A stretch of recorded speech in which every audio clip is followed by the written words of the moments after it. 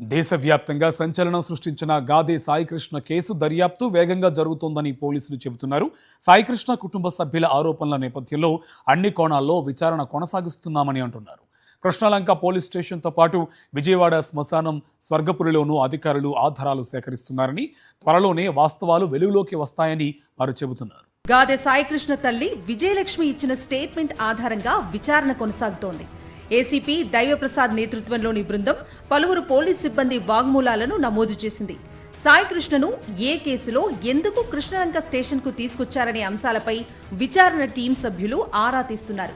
ఇదే సమయంలో సాయికృష్ణను చంపేసిన పోలీసులు ఆ తర్వాత దహనం చేశారన్న ఆరోపణల నేపథ్యంలో స్వర్గపురిలో కూడా విచారణ చేపట్టారు. మే 23, 24, 25వ తేదీల్లో దహనం చేసిన గుర్తు తెలియని మృతదేహాల వివరాలను విచారణ బృందం పోలీసులు తెలుసుకుంటున్నారు. స్వర్గపురి ఎలక్ట్రిక్ ఫర్నేస్ ఆపరేటర్ బాషాను అదుపులోకి తీసుకుని ఆయన ఫోన్ను స్వాధీనం చేసుకున్నారు. అనాథ మృతదేహాల దహనంలో నిబంధనలు పాటించారా లేదా, రికార్డులు నిర్వహించారా అనే కోణాల్లో విచారణ కొనసాగుతోంది.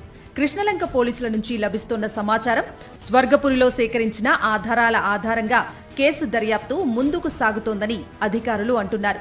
గాదె సాయికృష్ణ బతికున్నాడా, చనిపోయాడా అనేది చెప్పాలి అని వైఎస్ఆర్సీపీ నేత మాజీ మంత్రి పేర్ని నాని డిమాండ్ చేశారు. సాయికృష్ణ కేసులో ప్రజల్లో ఎన్నో సందేహాలు వ్యక్తమవుతున్నాయని, వాటిని తీర్చాల్సిన బాధ్యత ప్రభుత్వం మీద ఉందని ఆయన అన్నారు.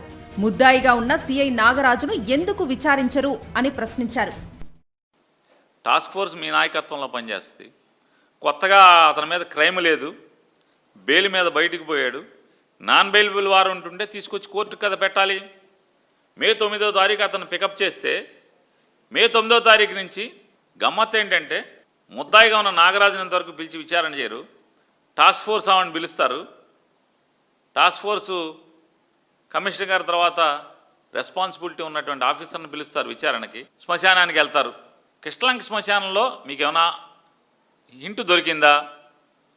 కృష్ణలంక శ్మశానానికి వెళ్ళొచ్చారు కదా పోలీసులందరూ, ఆ పుస్తకాలు తెచ్చారు.